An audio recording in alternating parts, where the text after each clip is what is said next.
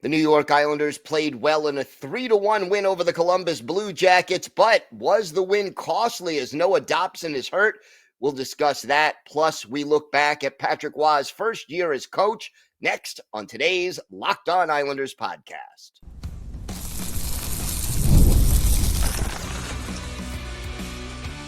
Your Locked On Islanders, your daily podcast on the New York Islanders. Part of the Locked On Podcast Network, your team every day. Gil Martin here, and welcome everybody to the Tuesday edition of the Locked On Islanders podcast, part of the Locked On Podcast Network, your team every day. I want to thank everyone who makes Locked On Islanders your first listen every day. Don't forget to subscribe on YouTube or wherever you listen to podcasts so you get new episodes as soon as they drop. Today's episode is brought to you by FanDuel. From the first whistle to the final drive, FanDuel makes the NFL playoffs even more exciting. Right now, new customers can bet $5 and get $300 in bonus bets if you win that first bet. Visit FanDuel.com to get started. The New York Islanders score an important 3-1 win over the Columbus Blue Jackets. That's the good news. The bad news, Noah Dobson, their best offensive defenseman, leaves the game early with an apparent lower body injury, and, well, losing Dauber would be a big blow to the New York Islanders. We're going to get to that, but first let's talk a little bit about the game. And I got to say, this was one of the Islanders' more complete and well-rounded performances in recent memory. Yeah, they gave up one power play goal, but they scored a shorty and scored a power play goal. So for once, special teams, which has been hurting the Islanders all season, absolutely did not hurt them. In fact, helped them win this game at home against the Blue Jackets. And the beautiful thing to watch in this game was the duo of Matthew Barzal and Bo Horvat. And everydayers, we've talked about this a number of times, that Matthew Barzal, when he is on his game, he can skate circles around people and it ends up creating scoring opportunities, whether it's for Barzy or for one of his line mates. When he's off his game, he'll skate circles around people, hold on to the puck too long. The result is a turnover or an errant pass, or he misses, passes when he should shoot, and the Islanders get nothing out of it and maybe are even caught out of position. Well, last night against the Blue Jackets, we saw not only good Barzy, but really Barzal maximizing his potential. And he was on a line with Bo Horvat and Anders Lee. And there's no doubt right now that that is the team's most dangerous trio. Lee playing, his best hockey in maybe the last 3 years. Bo Horvat right now, scored 2 goals in this game and looked really, really good.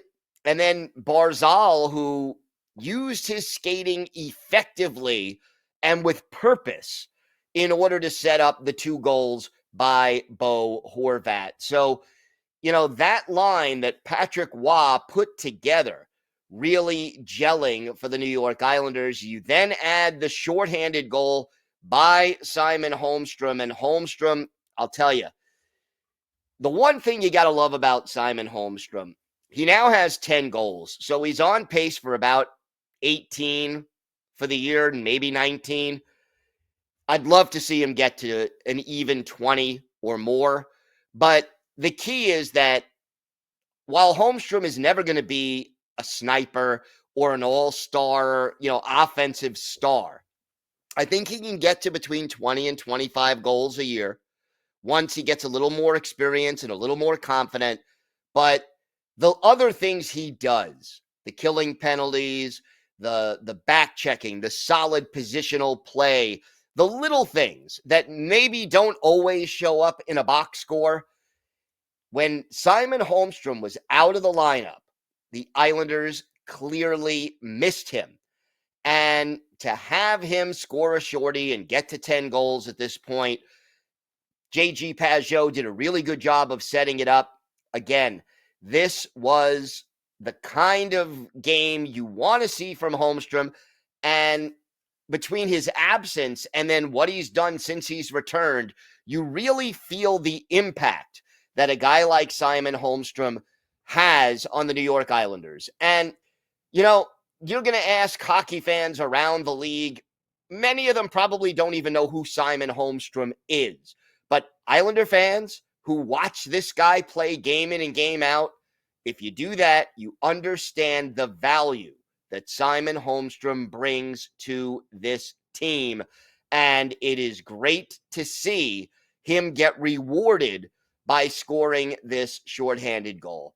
And look, I liked the way this team played for most of the game. They outplayed Columbus in the first period, but couldn't get shots on goal. I mean, it was almost ridiculous. And yet, down 1-0, could have gotten frustrated, could have gotten discouraged, came out in that second period and played their best period of the game and maybe of the last week or so, and took a 3-1 lead. And to their credit, and this is something we have seen the Islanders do poorly too often this year, they didn't take their foot off the gas in the third. No, the Islanders were not electric in the third period. They didn't extend the lead, but they didn't go into a shell until maybe the last 5 or 6 minutes of the game. And they at least played 3 solid periods. 1 spectacular period, 2 solid periods. In all 3 periods, quite honestly, the Islanders were the better team. And you don't get to say that very often this season. So hopefully the Islanders can get the job done and start stringing together a bunch of wins by playing this kind of hockey. And you've got 2 straight wins to cancel out the 2 losses that opened up this homestand, but it's not going to get easier from here. Now you've got the Flyers again, and that game is Friday, followed by Saturday, the Carolina Hurricanes, and then you close out the homestand against the Colorado Avalanche. So when we started this 7-game homestand, we said the Islanders needed 10 points in order to make this a really successful homestand. Well, they've got 4 so far. You got 3 games left. You would need to win all 3 to get to 10. At this point, if they can get to 8 or 9, I would take it. But while it doesn't change my opinion that this team needs to retool, putting some wins together is definitely encouraging and a plus. And I was very happy to see this team play, again, back-to-back solid games. Now, the Islanders only have 1 3-game winning streak all year, and this is only, their 3rd or 4th 2-game winning streak all year. Again, we know, based on the talent that this team has, that they can play well on any given night and win. But in order to make the playoffs and get back into the race, you need to start doing it on a consistent basis. And consistency is one thing we have not seen enough of from this hockey team this season. So hopefully we get that consistency and we can start to string together a few wins. That would be vital. But again, 1 game at a time. Philly coming up on Friday. No Max Siplikov for that game, so he will miss it. And that's probably a good thing because it will prevent some of the extracurricular activities that we saw the last time these 2 teams played after the Siplikov hit. And hopefully we'll see a good, hard-fought hockey game Friday night.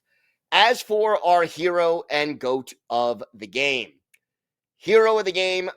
I'm going to split it between Bo Horvat, who had the 2 goals, and Matthew Barzal, who had the 2 assists. They just worked so well together in this game and complemented each other and made each other better. And that is what you want to see from, your best players. And again, you do that, you have a much better chance of winning. Horvat also winning 11 of 14 faceoffs, 5 hits, 2 block shots. That is a solid effort. Barzal had the 2 assists, 3 shots on goal for Barzy, and 2 takeaways. So a solid effort by both. As for the GOAT of the game, I'm going to go with Casey Cizikas. He took a couple of minor penalties that were really not necessary. Yeah, he had 5 hits. That was good. But, one of those 2 penalties was in the offensive zone. Just not good enough. And, oh, yeah, by the way, Mark Gatcomb playing in his 3rd NHL game. They sit Matt Martin. He was a healthy scratch. Gatcomb is in the game. He played 8 minutes and 1 second. He had 1 shot on goal. In 9 shifts, he was credited with 8 hits. So, yeah, Mark Gatcomb, gotta like what he's added to the team so far, albeit in a very small sample size. All right, more to get to on today's show. We're going to talk about Noah Dobson leaving this game early. It's a big deal because the Islanders cannot afford to lose him. We'll break that down. We'll talk a little bit about Patrick Waugh and 1 year after he was hired, what was his impact and how would you grade his performance as Islanders coach? Plus, for our Islanders birthday of the day, a player who was both a captain of the Islanders and later their head coach. This is an easy one, but let's see if you can guess who that is. All that and more coming up on today's Locked On Islanders podcast. Today's episode is brought to you by FanDuel. From the first whistle to the final drive, FanDuel makes the NFL playoffs even more exciting. Right now, new customers can bet $5 and get $300 in bonus bets if you win your first bet. That's $300 to keep the action going. And the FanDuel app, it's easy to navigate, and the variety of bets keeps every game exciting. Plus, when you win, you get paid instantly, no waiting around for your winnings, whether you're betting on your favorite team or just looking to add some extra excitement to the playoffs. FanDuel has you covered. And Islander fans, use your knowledge of the Islanders and the game of hockey to find some exciting opportunities on FanDuel. Check out the odds for Friday's game at home against the Philadelphia Flyers. Just visit FanDuel.com to join today and get started with $300 in bonus bets. That's FanDuel.com, FanDuel.com. Make this playoff season unforgettable with FanDuel, an official sportsbook partner of the NFL.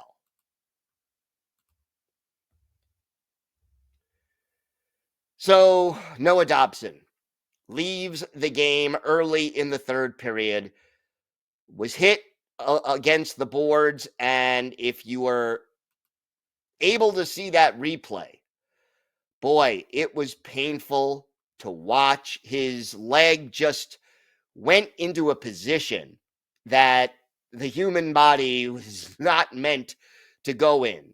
And he did manage to skate off the ice under his own power. So that was encouraging. But he did not return to the game. And I don't think, look, we don't know, and the Islanders are very tight-lipped about these things. Hopefully, at some point on Tuesday or Wednesday, we will get more information about how long, if at all, Noah Dobson is going to be out of the lineup. But I will say this.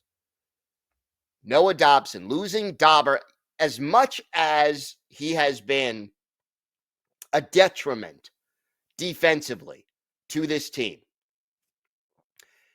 he is perhaps the one defenseman on this roster that the New York Islanders would have the most difficulty replacing.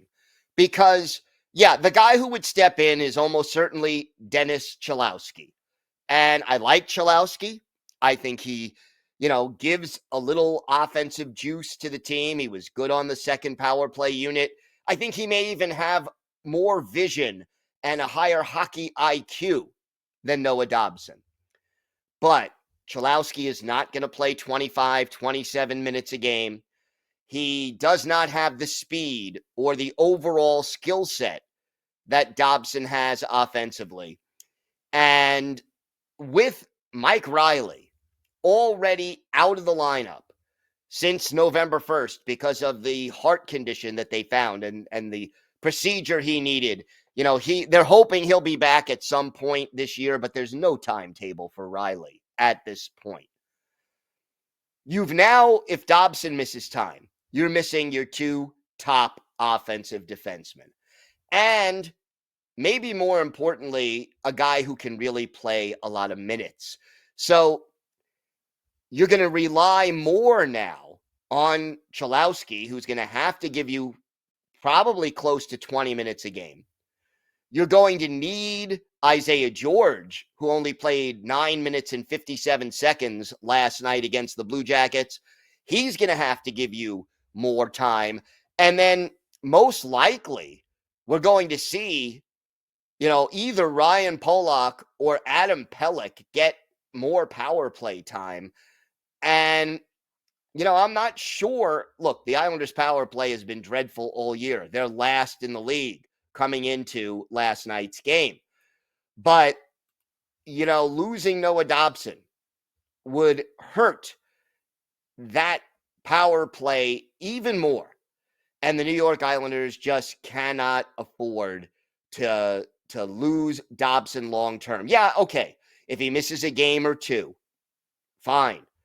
But it also means that guys like Cholowski and George, who are, they kind of protect those guys, limit their minutes to, 10, 12, 15 minutes a game. You're going to need more than that. You're going to need more ice time from those players, and they're not experienced and they're not particularly used to that. And then, obviously, Alexander Romanov, Adam Pelech, Ryan Pollock, Scott Mayfield, all of them, the four guys who are established in the NHL, who Patrick Waugh, as a coach, has a little more trust in, those guys are going to have to play even more minutes. And again, Pelech, Pollock, they have, they're around 30 years old now. They have a history of injury. Scott Mayfield has a history of injuries. He missed half the season last year. The blue line on this team, even with the addition of Isaiah George, who is a steady, smart third pair defenseman, but still a 20-year-old rookie, that's a big blow. So hopefully Noah Dobson isn't out long term. Follow me on X. It's Ice Wars NYR VSNYI. Follow me on X. As soon as we hear something about Noah Dobson, we will give you an update and we'll discuss it more on the show as soon as we get an update. But they cannot afford to lose Dobson. And yes, Noah Dobson has played poorly in his own zone all year, dating back to the last 10 games of last season. But what he does well, nobody else on this roster can do. And again, on the blue line, if you needed to bring up a seventh defenseman, first of all, there's a cap squeeze. Second of all, do you go with Samuel Bolduc and bring him up to be your next seventh defenseman if Dobson ends up on IR or missing significant time? There are a lot of questions that the Islanders will have to answer. But first, we need to know, what the status of Noah Dobson is going to be. But I will say this, it didn't look good. It really didn't look good. If you watch that replay, first of all, if you're squeamish, don't watch that replay. But his leg was on an angle that the human body was not meant to be on. And I am concerned, seriously concerned that we may not have Noah Dobson for a little while. Now, the good news is the Islanders are off until Friday, so you have 3 full days without a game that gives Dauber a chance to heal. But, boy, it just didn't look good. And it would be a big, big loss for the Islanders if Noah Dobson was suddenly out of the lineup. And again, the other thing, if you want to take it a step further, Noah Dobson is a restricted free agent at the end of this year with arbitration rights. He's already having a down year after scoring 70 points last year. He has 24 points this year in 46 games. That is way, way off his pace of a year ago. So, yes, he's a defensive liability, but again, nobody else can do what he does. So we'll see what happens with Noah Dobson. All right, we have more to get to on today's show when we come back. 1 year later, let's talk about the job Patrick Roy has done as head coach of the New York Islanders. And we do have a poll up on our YouTube page giving a grade A through D as how you felt Patrick Roy did in his first year as coach of the Islanders. So check that out and please vote today and feel free to comment as well. We've got that, plus our Islanders birthday of the day and a lot more still to come on today's Locked On Islanders podcast. Today's episode is brought to you by SelectQuote. In sports, having a winning strategy is everything. It's how the best teams make it to the Super Bowl, the World Series, the Stanley Cup. The same goes for life. Having a strategy like life insurance from SelectQuote can protect your financial legacy and keep your family's future secure. SelectQuote makes it easy to find the perfect life insurance policy. As one of America's leading insurance brokers with nearly 40 years of experience, they've helped over 2 million customers find $700 billion in coverage since 1985. What sets SelectQuote apart is their personal touch. Unlike other brokers that offer one-size-fits-all policies, their licensed agents tailor coverage to fit your unique needs. If you're in good health, you might even qualify for same-day coverage of up to $5 million, no medical exam required, and it's more affordable than you think. You can get up to $1 million in coverage for as little as $20 a month. Get the right life insurance for you for less at SelectQuote.com/LockedOnNHL. Go to SelectQuote.com/LockedOnNHL today to get started. SelectQuote, they shop, you save. I want to thank everyone for making Locked On Islanders your first listen today. For your second listen, find Locked On Fantasy Hockey. Become a fantasy hockey expert and get the edge over your league mates with daily tips from our hosts, Steele and Flip.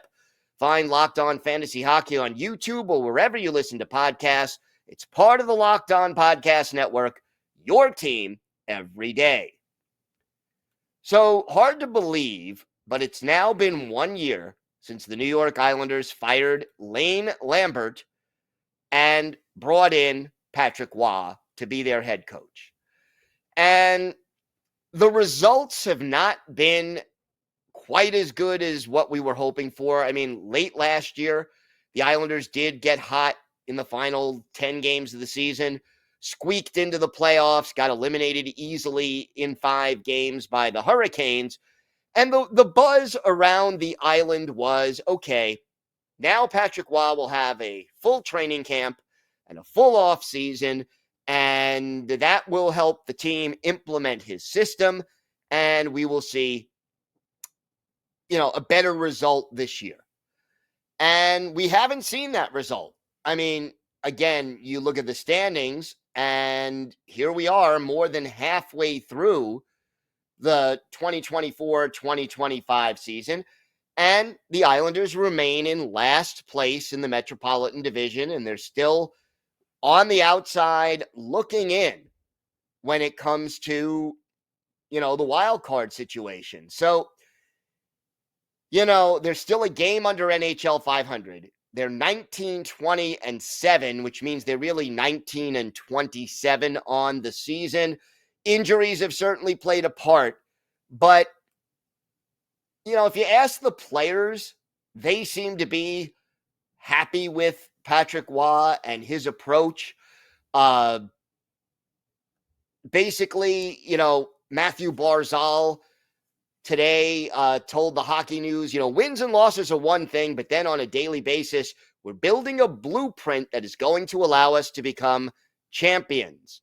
Obviously, the year where we are in the standings isn't indicative of the culture that Patty's brought here. So hopefully we can get a few wins in the next few games and get rolling. But the actual culture that Patty has brought here is unlike anything I've ever been a part of. I think he's just such an honest guy and has a ton of belief in everything. He holds everybody accountable. And, again, that's the quote from Matthew Barzal. Here's the thing. Yes, I think hiring Patrick Roy gave the Islanders a boost last year.